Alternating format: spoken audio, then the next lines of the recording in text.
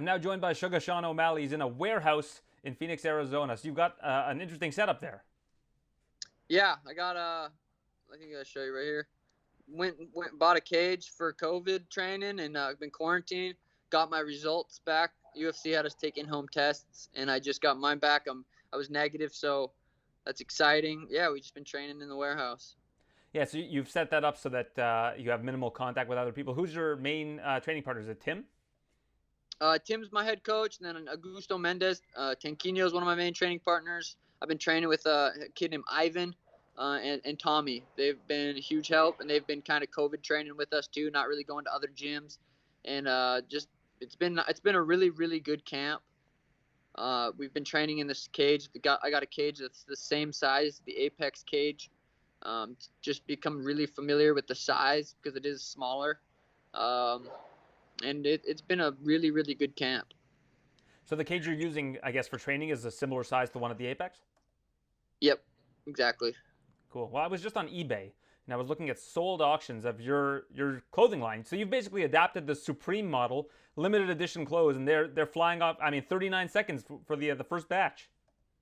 Yeah, we had 100 jerseys, and yeah, 39 seconds. So then we auctioned off number 69 and 420, and those went for a good amount. So yeah, the fans, the ones that got them, should be getting them this week before the fight.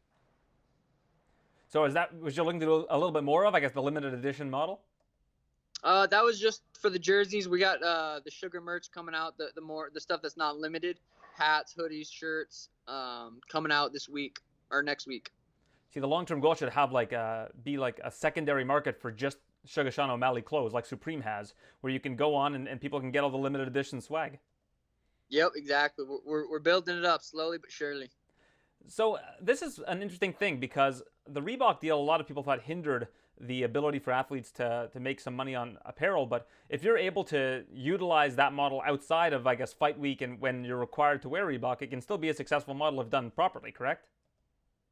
Yeah, if you have the fan base, absolutely. I know, I'm losing a ton of money. Every fighter that fights in the octagon is losing a ton of money from the Reebok deal. I think I got a $4,000 check from Reebok as far as a sponsorship for my last fight, and then $3,500 before the one before that. So yeah, we're definitely getting screwed out of a lot of money when it comes to sponsors, fight week, and in the octagon logos on the shorts and stuff.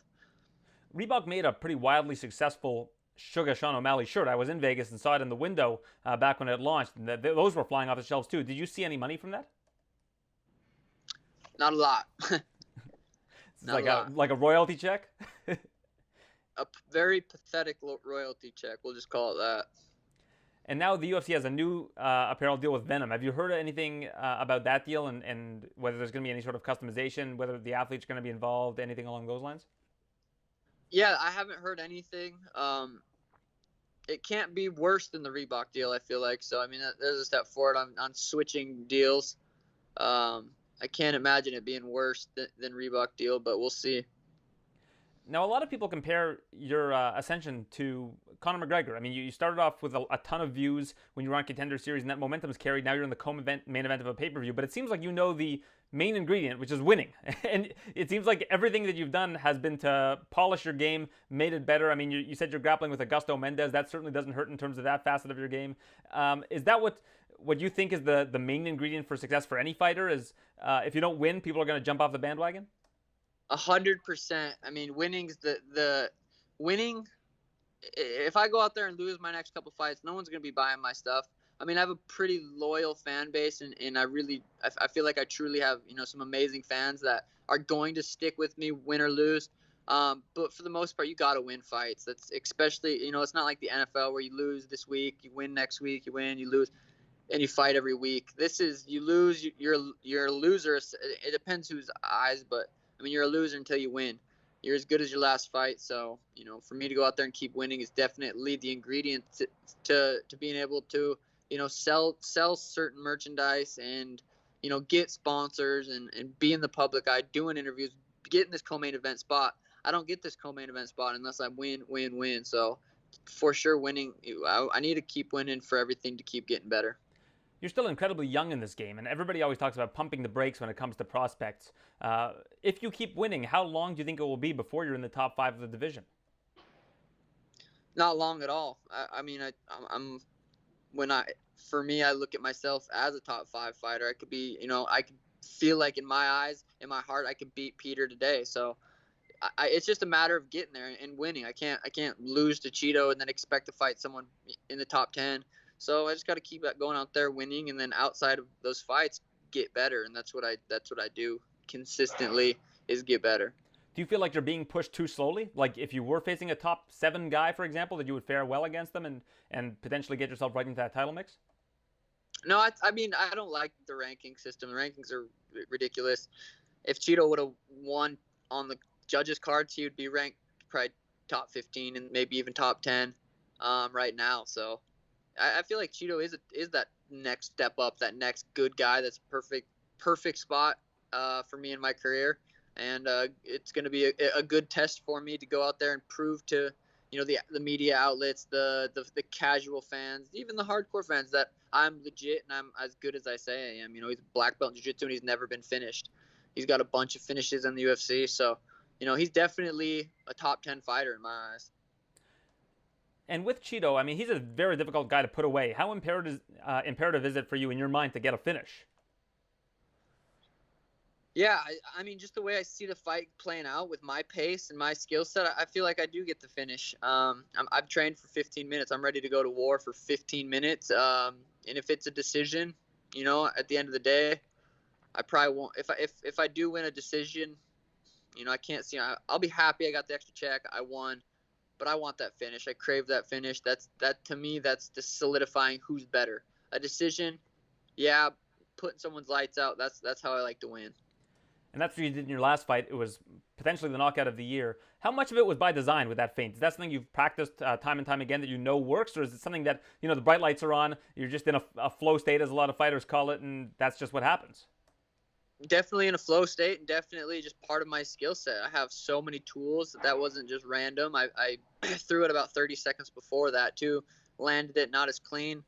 When I'm in there, I just let my higher self take over, and my true, just let my skill set be free and flow and do whatever my body needs to do in those moments. It's pretty much 100% instinct with letting my body do what it needs to do. I've had over 30 fights. I know, my body knows what we're getting into. It knows on that night we're peaking. Once those lights hit, my feet touch that canvas, I feel unstoppable. I was very impressed with your grappling at Quintet. And we haven't really seen it on display since you've come back to the UFC after the 2 years away from the octagon. Is that something that you like to just have in your back pocket? You prefer to keep it standing, and then when it goes there, you'll have that advantage? Yeah, I think Jose Quinones. I'm sure his goal was probably put me up against the fence and take me down, similar to what Cheeto's plan is. Oh, sorry. Jose's plan was, I felt like, to take me down. He had jiu-jitsu tattooed on his chest, and he didn't get the opportunity to take me down, so I didn't have to show it. And then Eddie Wineland, I figured, was going to try to strike with me. Didn't have to show it there. Cheeto, he's a black belt in jiu-jitsu. He's going to try to grapple me. And either you guys get to see my grappling and my wrestling defense, or I put his lights out before he gets a hold of me. So I'm definitely going to try to keep it standing, and if it hits the ground, I'm either going to get up or play jiu-jitsu off my back. What's the next step from here? Where's your progression after this fight? Like, is a guy like Jose Aldo the logical next step for you? A guy that I think is probably going to become a gatekeeper at this point in time. Yeah, I have no idea. I'm pretty good at keeping focused. I thought Cody was going to be next, and then he just got his fight booked with Figueiredo today. So we'll see. It's hard to say. It depends on who's winning, who's healthy, who's looking for a fight. There's just so much that goes into that, and I got to focus on Cheeto right now. He's August 15th. I got to beat him before I can get a next fight lined up. As you get older and your metabolism slows down, you get bigger. Are you planning on going to featherweight eventually? Like down the line, do you think that's going to be your weight class? Yeah, once my body's, I'll know when I'm ready to move up to featherweight. Right now, I'm a bantamweight. I want that bantamweight strap. I want to defend the bantamweight strap. I want to become one of the best bantamweights ever. But I do, champ's definitely in the back of my mind. So that'll happen someday. What do you think of Cody moving down to 125 and getting an immediate title shot? Yeah, I think that's perfect for him. He's not a very big bantamweight. He's not very tall. He's not very big. I think he could potentially do good at flyweight. But also I think he could get knocked out by Figueiredo. He's a beast. That dude's gonna hit him and hit him hard. And that's a big fight for Cody. If he loses, gets knocked out, he's 1-4 with 4 KOs in his last 5 fights. So that's an interesting fight. I'll definitely tune in to watch, and I'm going for Cody because if Cody wins, he comes back up to 35, and then I knock him out. It looks better for me. So, but yeah, definitely gonna be a tough fight. Yeah, it's funny. If he loses, like you said, he's 1-4 with 4 knockout losses. But if he wins, he's a double champion, right? So it's amazing how much of a swing fight this is for the guy's legacy. Whew. Yeah, absolutely. Yeah, I mean, it really is amazing that this sport's amazing and just the ups and downs. And for him to get knocked out 3 times and then come back and get a knockout over a tough guy in a Sunsao is impressive. So props to him. You mentioned Petr Yan earlier, and it looks like they're going in the direction of Aljamain Sterling getting the next title shot. But what did you think of Petr against Jose Aldo? How did you assess that performance? Yeah, I've seen a lot of people saying Jose's done. He's over. I thought he looked good. I thought Jose looked amazing. He's just not a 5-round fighter. He's explosive and he gasses. It's similar to Conor McGregor. They're just not 5-minute round fighters. That's a lot. That's 25 minutes of fighting, and he was looking good. And then he faded, and Petr took over and whooped him. So yeah, I think Petr looked good. He's legit. He's high level everywhere. He's a legitimate champion, and I thought Aldo was a legitimate contender, and that was a sweet fight. All right, and finally, what kind of plans do you have in terms of growing your business outside of the cage after this? Do you have any other things any other irons on the fire, so to speak? Well, we're coming out with the Sugar and Sanibel gloves. Sanibel's been a sponsor for me for 3 years. We're coming out with Sugar Collection gloves. They're absolutely amazing. I gave a free pair away on my Twitch channel. I'm going to give another free pair away leading into fight week. They're going to be for sale at the end of August. And yeah, so the gloves are coming out. The merch is coming out. The Sugar Cannabis strain we're working on that. There's a lot of contractual stuff that we got to deal with and stuff, making sure everything's right and getting all the legal things figured out. But yeah, the marijuana industry, the clothing industry, the Sanibel gloves. So lots of things coming. Definitely want to build the business outside of fighting because fighting's not going to last forever.